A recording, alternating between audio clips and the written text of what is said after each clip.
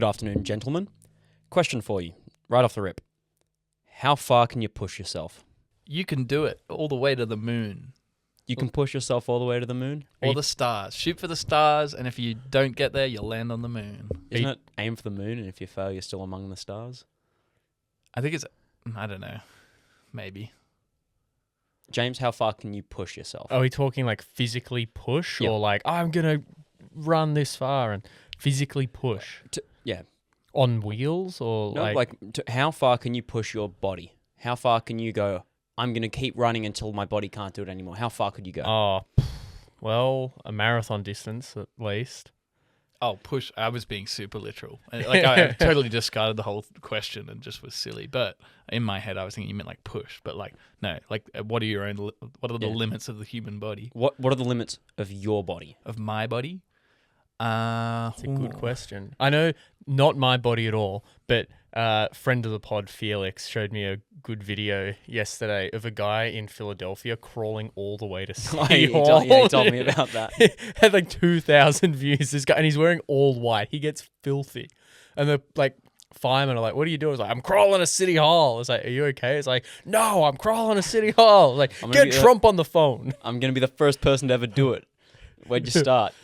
The city, wherever we started, is it official? No, but okay, so... It's difficult because of the context. I'd say around 24 beers is about how far I can push myself for reference. Well, the second part of this question is, what would motivate you to go beyond those limits?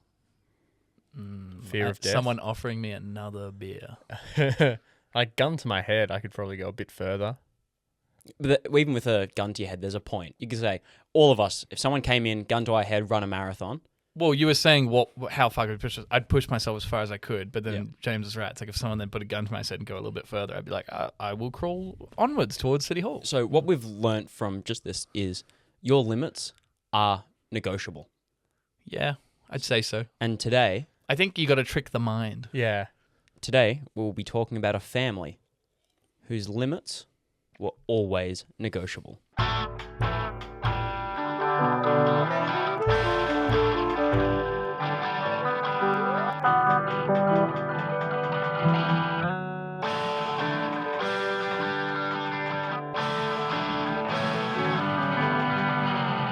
Hello and welcome to Wild World of Sport, the podcast where three friends sit down, crack a couple beers and go on a journey to try and find the wildest story from the world of sport. My name is James Wybrow.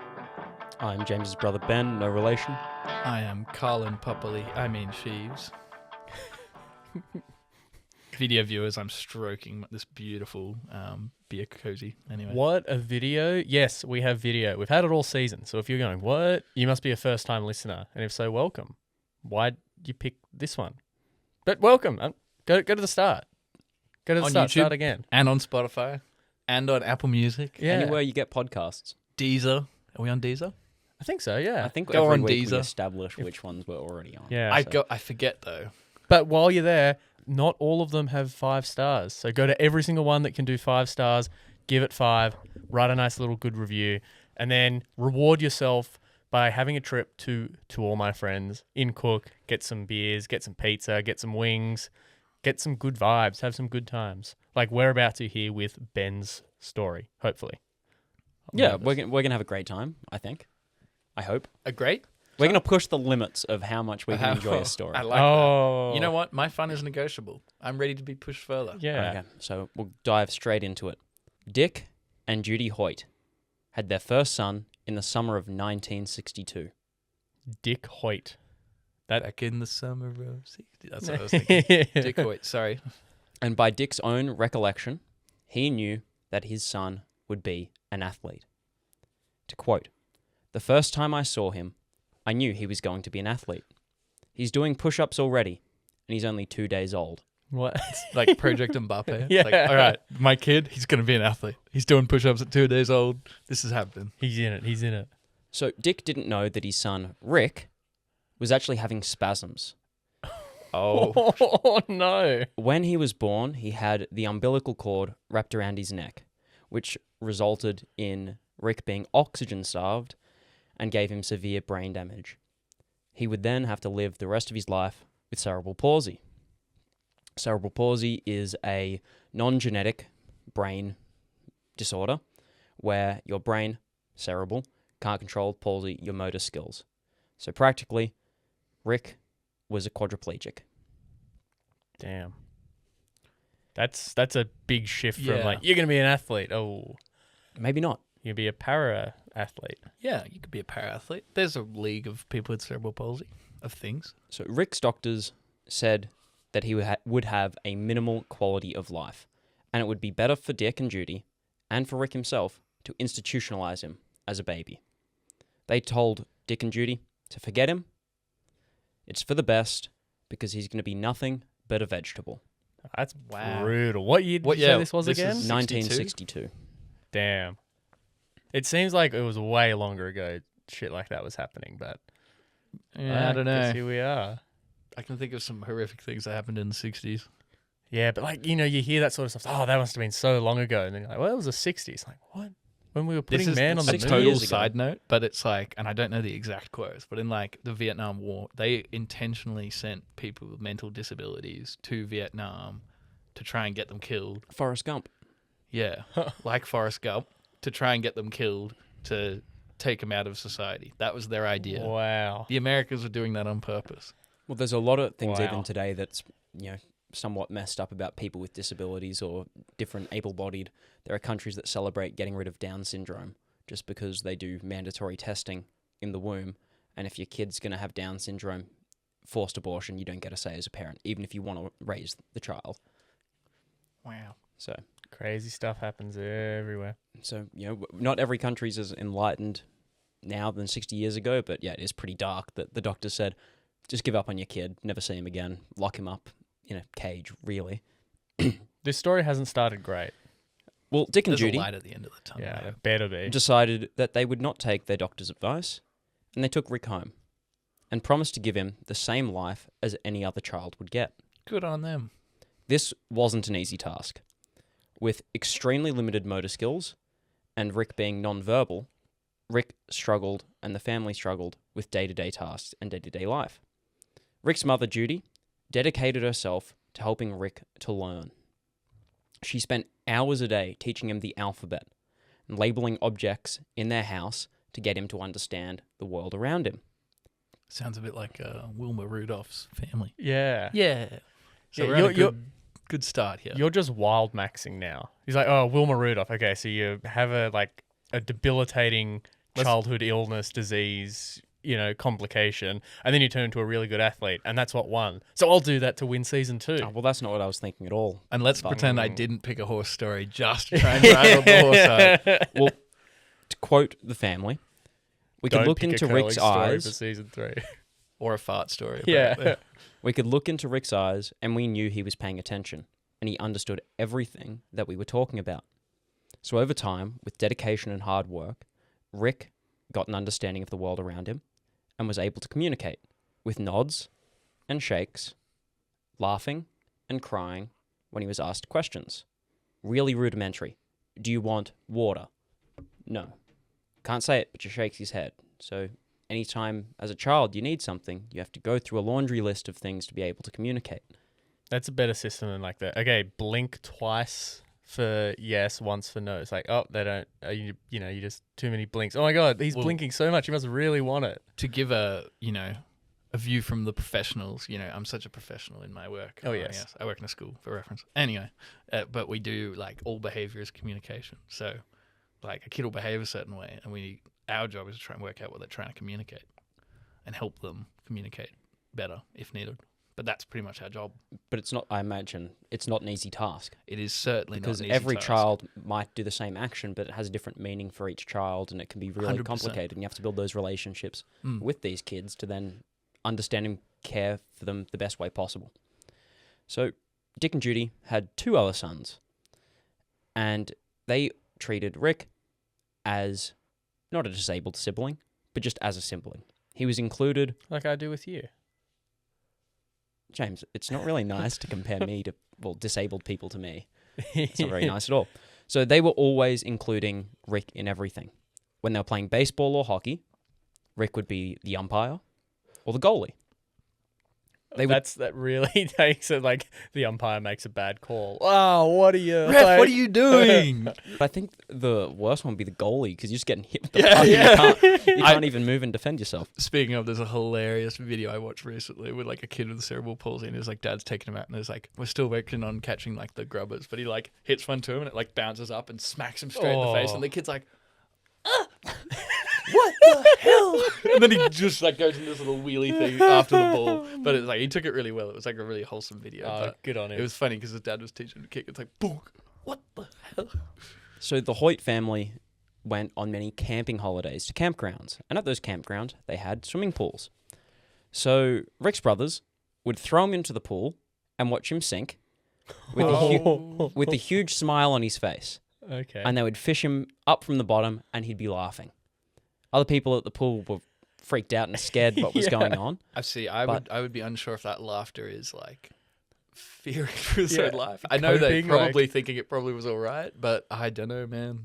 I hope that they I'm were not sure going about that again, one. and he's nodding. This is coming from maybe like myself and my own fears, but oh my lord, if I couldn't swim and they threw me in the water, I would be horrified. and I couldn't like communicate with my I words might to laugh say. when you take me out of the water. I may. Well, Dick did say, we did everything as a family. And everything we did, we found a way to do it with Rick. So Rick, growing up, wasn't allowed to go to school since he couldn't communicate independently. But as always, his parents found a way. With collaboration with the student engineers at Tufts University in Massachusetts, they developed the Tufts Interactive Communicator, which his mother Judy dubbed the Hope Machine. This device was Rick's first opportunity to form his own words and sentences. He was 12 years old. Don't have a guess the first thing he said? Poo. Wank. You wouldn't think like, hi mum, hi dad, I love you. Okay. Oh, if we're I being don't know. serious, Being serious, No, yeah. I'm being serious. That would have been the first thing I thought would have come out of his mouth is poo. Yeah. Or like, I don't know, what's my favorite food? Like chocolate. I want, something like you know, that. final, and you just spam that button. Like you see not that I'm not trying to compare him to an animal, but you see like the videos of dogs, and they give the dogs the buttons so buttons. they can hit it. It's like want food, walk me now. His first words were, go Bruins. Go Bruins. So the Bruins, if you don't know, audience, or James and Carlin, are a NHL Boston hockey Bruins? team. Yeah, the Boston Bruins. Did he say it in a Boston accent? Can they program it in? Because it's from Massachusetts, so. It was just like an electronic voice kind of thing. But this is before, like, you know, no AI, so someone's recording this. Imagine Stephen Hawking. That's Yeah. similar technology. So was it like it's like voice to text, like text to voice? I mean, so he types in. He doesn't have the thing. control of his thing, so it was like A, B, C, D, E on one line, next line down, next line down, you wait, and then he moved his head in And a way he- to then So it's click. Like a funky Hector in keyboard. Breaking Bad, how they like move it along, Yeah, and then he but like he is dings the bell. choosing individual letters. He's to choosing spell the Go individual Bruins. letters, and then they, it's like speed dial. Have a short list of the words that he uses the most where you can press a number, go to the other side to communicate. I'd be awful at this. I'd be spelling everything wrong. No one would have any idea what I'm trying to say. Well, with that Go Bruins thing, his family and the people around him instantly knew two things. That Rick had always been aware of his surroundings and the greater world, and that he had a deep connection and love for sports. So, to quote from Rick himself, for 12 long years, all I could do was laugh, cry, and move my head when people asked me questions. For the first time, I could tell my mum, dad, and everyone exactly how I felt. To rush through the rest of his background, Judy, his mother, fought tirelessly for years, calling politicians, government officials, inside and outside of the state, to then try get a bill passed for education reform, requiring all public school districts to provide care and equal education for those with disabilities. Rick was eventually allowed to go to primary school, public school, elementary school. Woohoo! Yay. And he wanted to be treated the same as every other student.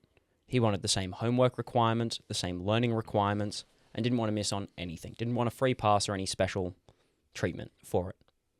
And he said, you probably think that I got bullied and made fun of a lot. Well, you'd be right. That's pretty much what he said. He said, but I always thought it's just because they were jealous of my good looks. Oh, So- This guy's got a sense of humor. I like this guy. I like this guy. He graduated from elementary school and then high school. And he even graduated from Boston University with a degree in special education at the age of 31. Wow, Champ. good I on like him. that. He also became the first ever non-verbal quadriplegic to graduate from Boston University. And he worked for the university, developing aids for communication and other tasks for those with disabilities. But we're really here for the sporting achievements, and his journey with sport started in 1977 at the age of 15, when Rick, using his Hope device, asked his dad if they could participate in a 5-mile road race to support someone from his school who had recently been paralyzed. Quote, I wanted to show this person that life goes on and he could still live a productive life. Dick, his father, at this time was 40 years old, and he wasn't a runner. The most he would do is a few miles every week to maintain his weight. Dick, of course, agreed and pushed Rick in his form-fitted prescription wheelchair, which was designed for domestic use only. They raced with the number 00 and blew expectations out of the park when they finished the whole 5-mile race and didn't finish in last. Nice. You'd hate to finish in last. I Like, wouldn't because behind I them? gave it a go. Yeah, but behind them. Like, they wouldn't hate finishing in last. Like, finishing's the achievement. But if you're someone that loses to them, I don't know, like you said, There's a maybe lot of just- negative mindsets here, James. Yeah. I would have know. been looking ahead and going, wow, if he can do it, I can do it. And then I'd finish and I'd go, yay, I finished too. Let's all celebrate. Well, Dick, looking back, said the gun went, we all went off the line together, and everyone else thought we'd get to the end of the block and just come back. And they were gobsmacked when they finished the whole race. There's a great photo of Rick, massive smile on his face, crossing that finish line. And that night, he told his dad, when I'm running, it feels like my disability disappears. Rick called himself the free bird. I do have to ask because we had there was lots of cool little contraptions with this boy that I used to work with that had cerebral palsy.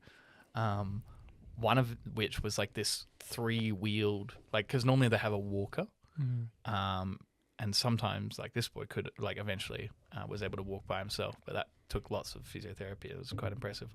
But yeah, often at athletics carnival and stuff, he'd go in the races, but. Yeah, so did he have this sort of 3-wheeled contraption? The 3-wheeled contraption. Yeah, it's like 2 big wheels and 1 wheel at the front, and then you kind of just run around. Rick was not able to walk at all. Not even with a support? Nothing. He was completely quadriplegic, had minimal control over his body, and was non-verbal for his whole life. Right. So he was severely disabled. Not Okay. saying the child you worked with cerebral palsy wasn't disabled, but this was completely incapable of. Interesting. Is cerebral independent function. palsy, is that what Walt Jr. had in Breaking Bad? Yeah, I believe so, isn't it? Yeah, which you can see the differing degrees because he walks with crutches, doesn't he? But again, the actor RJ Mitty, or Might, I can't remember how it's pronounced, but he also has cerebral palsy, but it's not as extreme as the Walt character, Jr.'s. or as Flynn, as he preferred to be called at the end. Deep Yes. cut. Anyway, Rick called himself the free bird when he was competing for the freedom that he felt because he didn't think he was disabled when he was competing. Dick instantly knew that he had to keep competing with Rick, so he developed a specialty racing wheelchair, one that was actually graded to be used outside. Over time, Team Hoyt competed in longer and longer distance events and ended up setting their eyes on the Boston Marathon.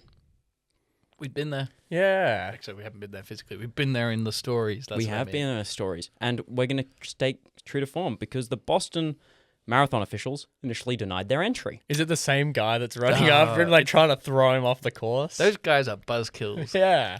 Eventually, the Boston Marathon personnel relented, but enforced strict qualifying times for Rick, who was in his 20s. So if Rick was to compete, he had to compete in the 20s category.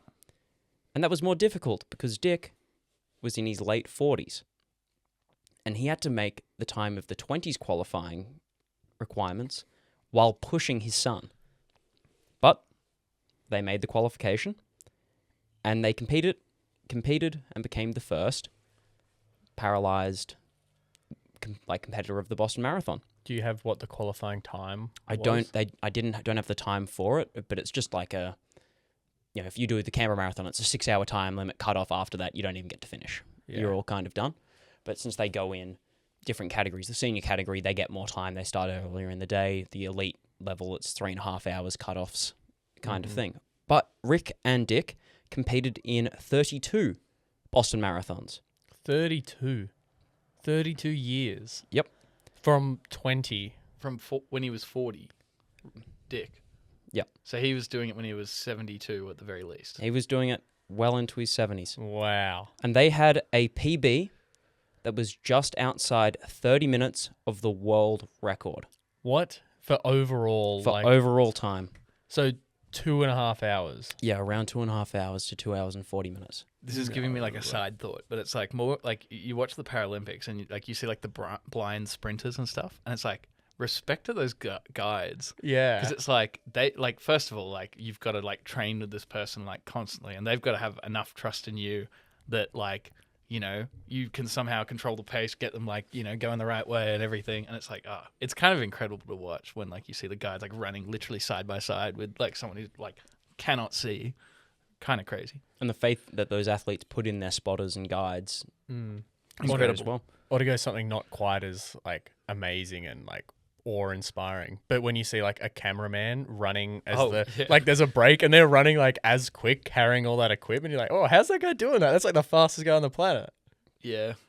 So after a few years of the Boston Marathon, the suggestion of competing in triathlons were floated, and even Ironman events. The dad's just like, no, oh my god, no. To put into perspective, the average triathlete weighs between 70 and 75 kilograms in the men's category, and the bike they use weighs between 7 and 10 kilograms at the time.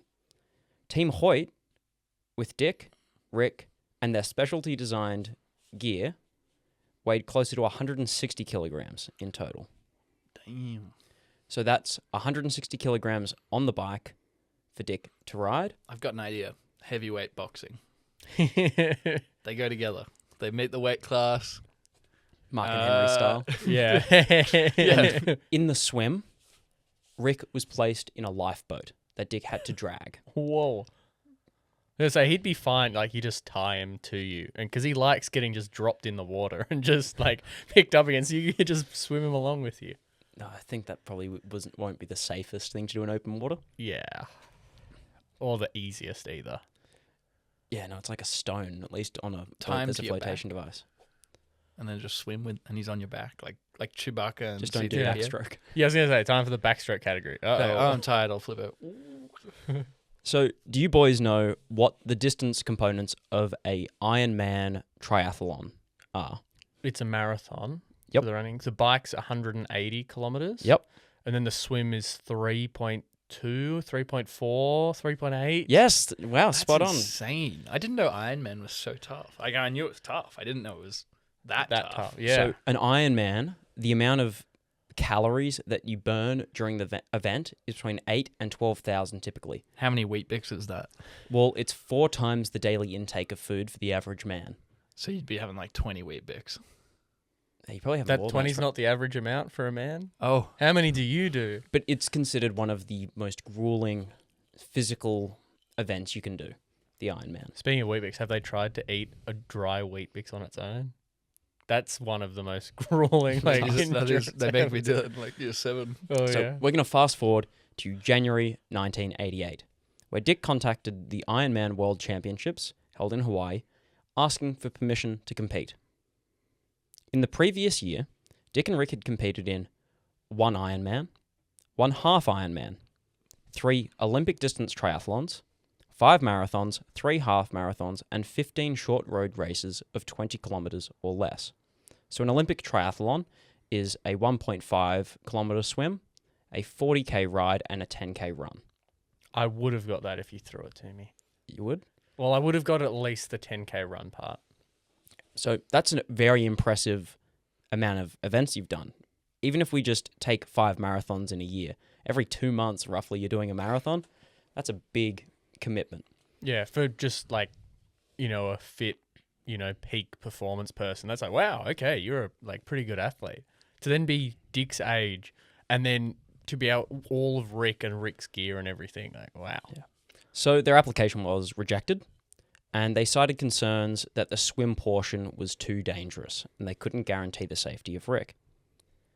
So Dick, He's in a boat. naturally, said, we've done a bunch of triathlons and have already done an Ironman distance event, and we've done in lakes, we've done in the ocean. We'll be fine. But they weren't approved. But in the 1989, they got an invitation to compete. And Dick and Rick completed the Ironman in 14 hours, 26 minutes, and 4 seconds. Wow. Wow. I'm impressed with, Wow. well, I'm glad, actually, that this Dick and Rick story doesn't involve Vince McMahon. Oh, yeah. Yeah, I feel like he would have taken it to a different level. Mm-hmm. And then because Vince, he's involved, it's like wrestling. It's like, well, it's probably fake then, which is what a lot of the comments we got for Mark Henry pulling the trucks. Well, would you like to guess the time that the winner of the event, because there's no category for anything other than male, female. 14 hours and 4 seconds. They won. 26 minutes and 4 seconds. They didn't win, but what do you think the winning time is? Because I think it makes this 14 hours seem way more impressive. 6 hours and 7 minutes. Boo.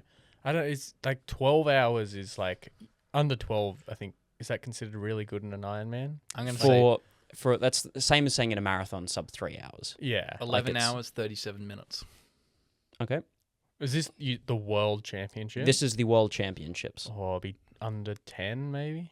About 9.5. A bit less than that. Okay. You're not far off. It's 8 hours and 5 minutes or so. Yeah. Yeah. Okay. So, in my mind, being 6 hours slower as a man who isn't in his 20s or 30s, who at this point's in his 50s, while carrying another human being in all these events is unbelievably impressive. So Rick became the first ever disabled person to compete in and complete the Ironman in the World Championships. And this event was called the Iron War. And in the record books of all this, does it have Rick and Dick their names, or does it just say Rick is the competitor? Depending on the event, it was Rick. Rick was always the competitor. Depending on the events, Dick was the support personnel. It's like in the blind 100 meters, the guide doesn't get the medal.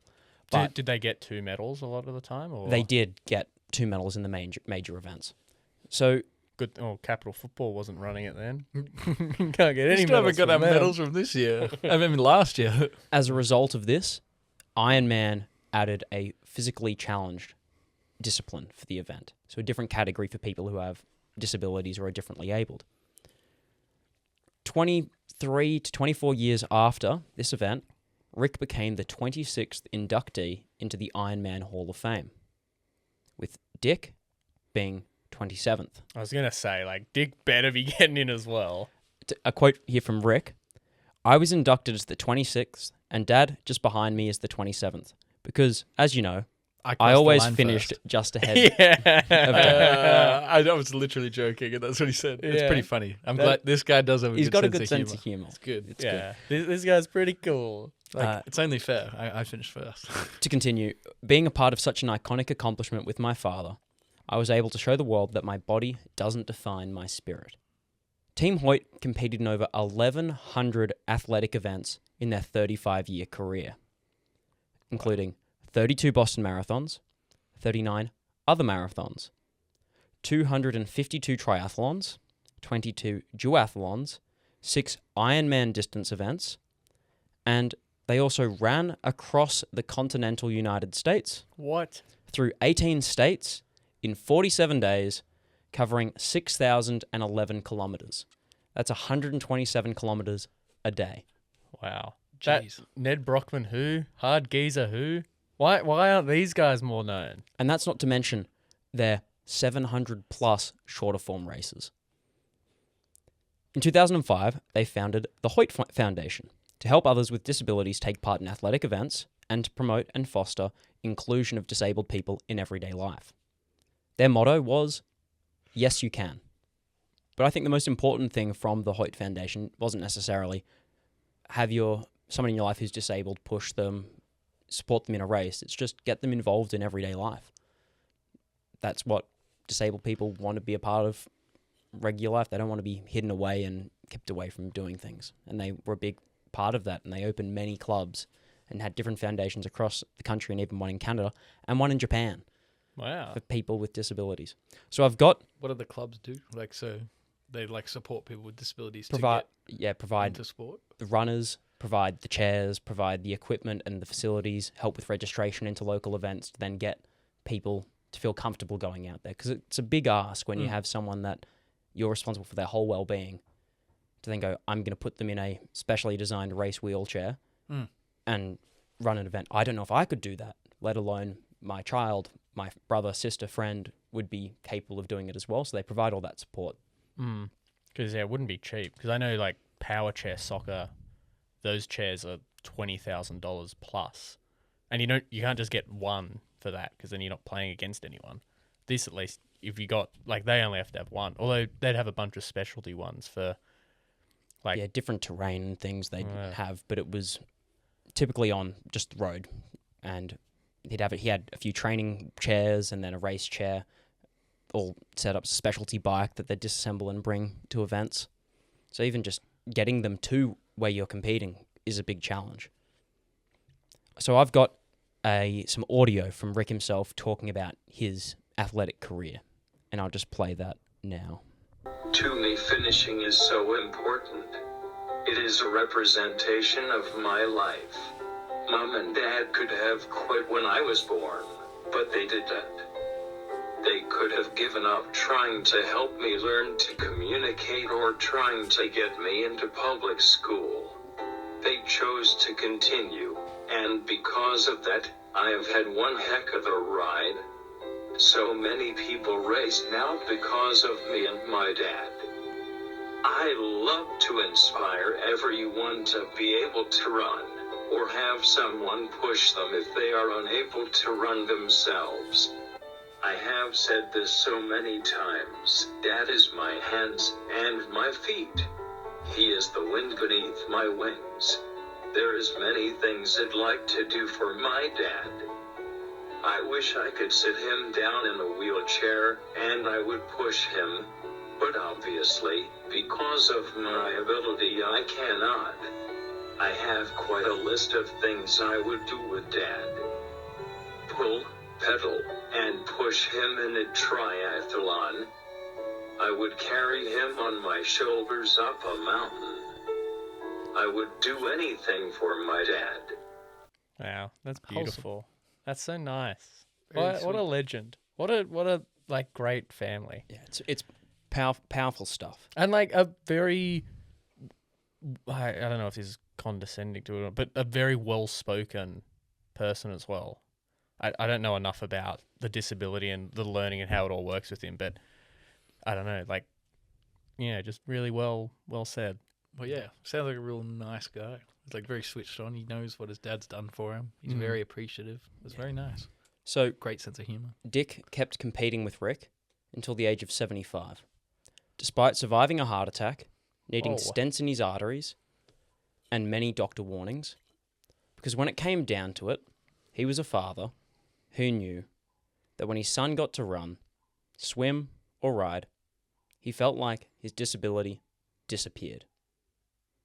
And for that, his limits were negotiable. Yeah. Wow. That's a better like way to put it than at the start saying, "Oh, if you put a gun to my head, I guess I'd run further." Well, yeah, because it's like, I was thinking about this, and it's like, obviously, like, he wouldn't have done all this if he didn't have a son to do it for. Because at some stage after, one heart attack or whatever, a doctor says, oh, you shouldn't do this anymore, you probably would have just taken that advice. But no, he kept going. It's honestly shockingly impressive what he was able to do. That's, like, incredible. And he didn't start his athletic career until he was late 30s, early 40s. Yeah. Before he started taking exercise seriously. To get a sub 3-hour marathon as just a solo runner is insane, but to do it when you're pushing another human being, incredibly. So he broke human limits in what he did. It'd be fascinating to see. I don't know how you could even study or measure it, but they do studies that a parent, they could lift a car if their child's under it because they, all the adrenaline and stuff, and then they can't lift anywhere near that normally. Looking at like Dick looking at Rick's face smiling when it's like getting real tough and see how much fun his son's having. Like, just, I don't know what that physically does to him and how he's able to push through. Because like your mind gives up before your body does. Yeah, what's the show with it's like what's his name? I can picture his face. He used to be on Gruen Transfer. Oh, Todd Sampson? Thompson, and he did a whole Redesign My Brain? Yeah. Which is pretty cool. Yeah, the limits of the human body are often connected to your brain. Yeah, because like it's like everything. Like your brain's the one controlling everything. Well, I know Eddie Hall, when he broke the 500 kilogram deadlift, he had trained for months that he'd picture his 2 girls being stuck and dying, and he had to lift the bar to save their life. So he was like having nightmares about it, that his kids were going to die. But it was part of the training to then get his mind, to then get his body to do something that wasn't humanly possible. Wow. And it's like you hear, like, I mean, plenty of stories of like soldiers in war and whatnot doing things that's like, just to save their buddies and stuff. Yeah. Like the mind will do a lot of things for love. It's definitely not at this level at all, but it's my mind, what I use. So I've got a way to stop hiccuping if I need to, because who likes to hiccup? So what you do is... You imagine avocados in a fire. It's like, No. if I have a hiccup now, the fire gets more intense. Well, it's sort of like that. If I hiccup once and then I tell myself, if I hiccup again, I'll die. But And can you really tell yourself I'm going to die? Yeah. Because I don't And it think I can works. convince It works. myself I that guess I'm if you going to go, die. like, you imagine the scenario in your head where some killer man's come into your house and you're hiding in the cupboard. If he hears you, he's going to get you. There's an active shooter.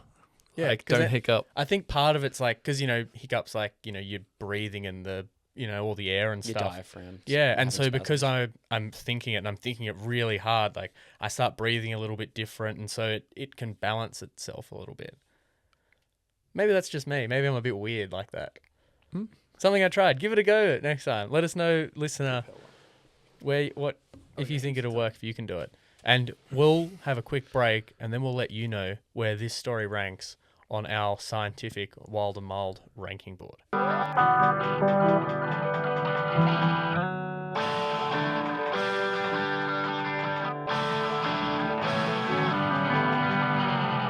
Welcome back to Wild World of Sport. This is your first time enjoying pushing the pod. This is the part where we try and rank the story we just heard on our scientific wild and mild ranking board on our quest, our journey to find the wildest story from the world of sport. And today, Ben's brought a good one, I think. I think it's a pretty good one. It's pretty wild. Like I think I had this similar sort of issue like with Wilma Rudolph of like impressive and insane, like the definition of wild. I'm going to say, and maybe it's harsh, and obviously we don't have Wilma Rudolph on the board to compare it to, but I think it's less of an achievement than that because it isn't the person with a disability actually doing the event. It's a very nice story and everything, and the athletic feats of Dick are quite impressive.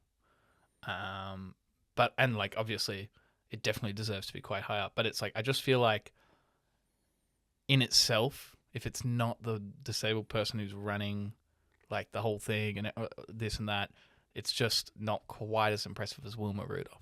So that's where the bar I'm setting at the minute. Yeah, it's below that bar. I know what you're saying. I know exactly what you're saying. But we've got to try and pull it back to this season because Wilma's not in this season. Right at the top is Bob Probert.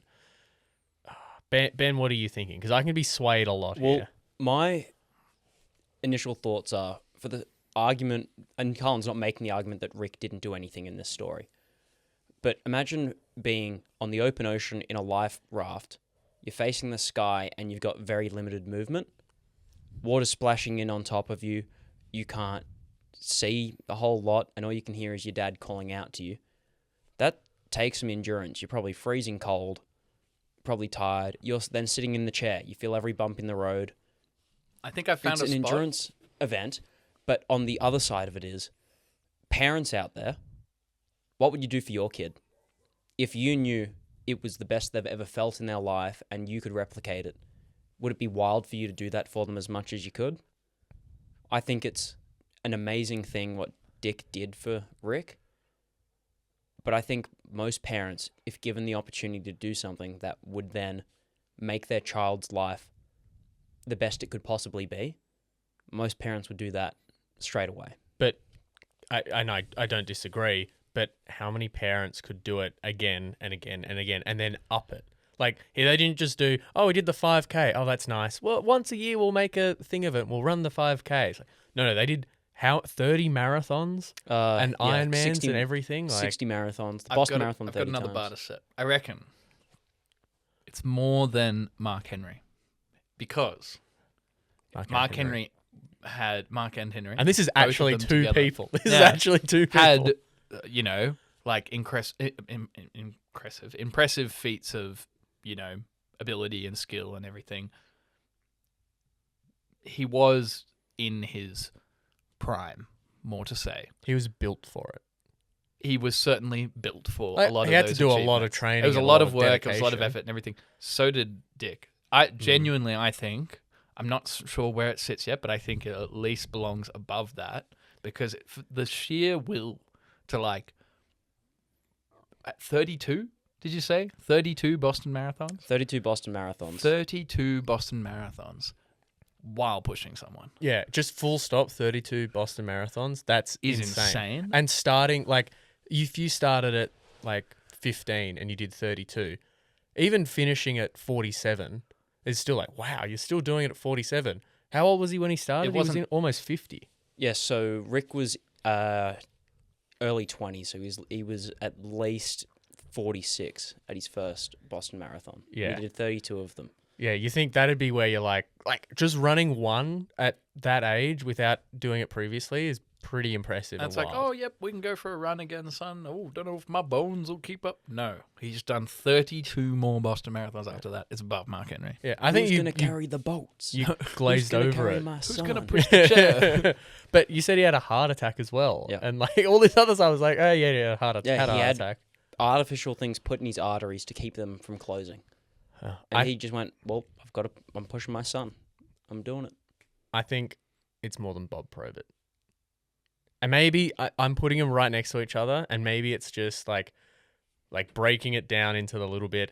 A guy that just did so many drugs, and everyone was like, you can keep playing hockey because you're that good. And then there's all that other stuff that goes on the story. That's not the whole story. And then these two, the amount that they did and the, I think so much love. we got to boil down again to our scientific formula and think, though, here, there has been an incredible feat of skill and effort. What more is there to the story?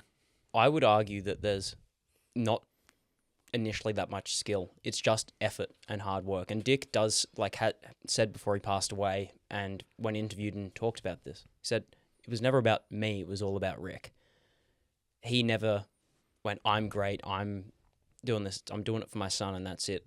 I don't care about the fame, the fortune. They didn't, make a lot of money from competing, but it was just about his son doing things. I feel like that does add to the story too, because it's an incredible feat of kindness as well to run 32 Boston Marathons and be like, oh no, I didn't run the Boston Marathon, my son did. I just ran alongside him. That's his attitude, and to do that, 32 times, let alone all the other achievements. Well, repeatability. I don't think anything like this is happening again. Surely, that changing the game, that full marks for changing the game. That they, set up all these institutions to help people do what they're doing. And as a direct result, they had a different ability Ironmans, they had different ability triathlons, which were already the case, but no one quadriplegic was able to compete. Sources, I'm sure there were very reputable sources, which will be in the description of the episode.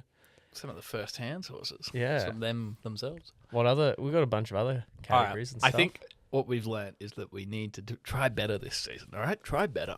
Push ourselves. I'm going to push you. I'm going to push you, and I'm going to push you. We're pushing everyone to do a bit better, and we should push this story probably above Bob Probert. Yeah, push everyone down. What do you think? What do you say, Ben? Well, I don't know if he would agree. Rick would agree with pushing everyone down. I think Rick would want to pull everyone up. I just think Dick would go it's not that wild to make these sacrifices for your son. Yeah, but this isn't about what he thinks. I know, but in my mind, he'd be going, but I don't deserve to be. He'd be And saying, that makes I don't it deserve wilder. to be the wildest person because it's just what you do for your kid. But- Exactly. Because there's a lot of people that still wouldn't do it for their kid. Like, there's, a lot of bad parents out there still. And a lot of great ones, but a lot of ones that, like, wouldn't go, because this isn't going the extra mile. This is going the extra 40, Extra it's 26. marathon. This The is extra 25. rededicating your life just for one new purpose.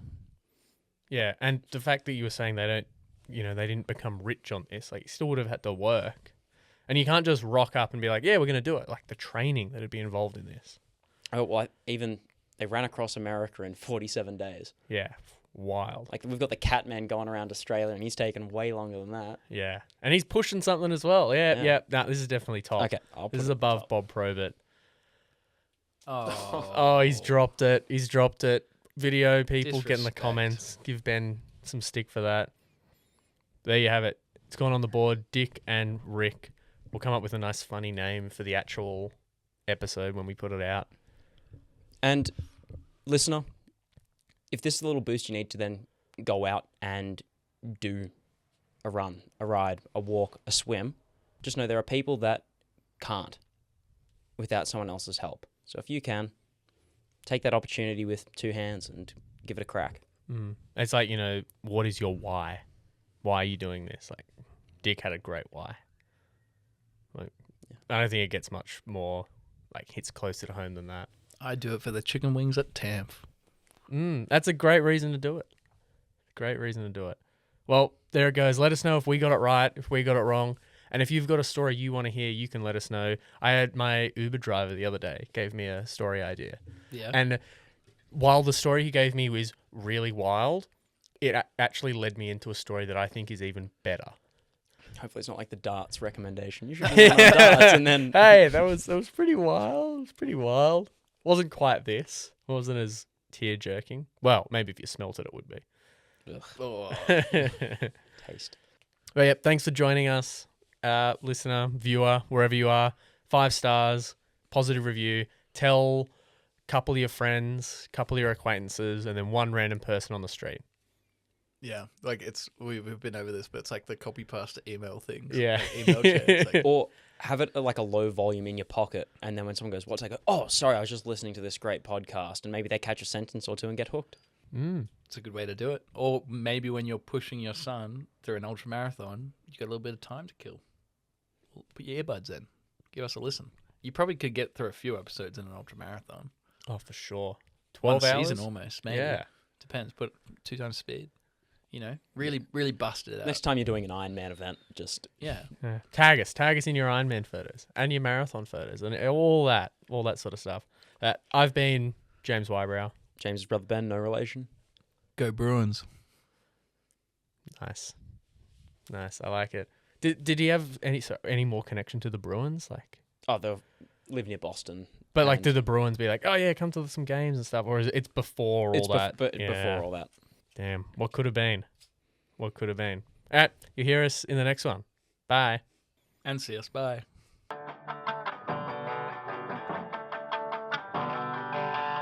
It would have been funny if like the family just absolutely hates the Bruins. They go for the rival team, and it's like, damn, we should have institutionalized him. Like, That's so dark.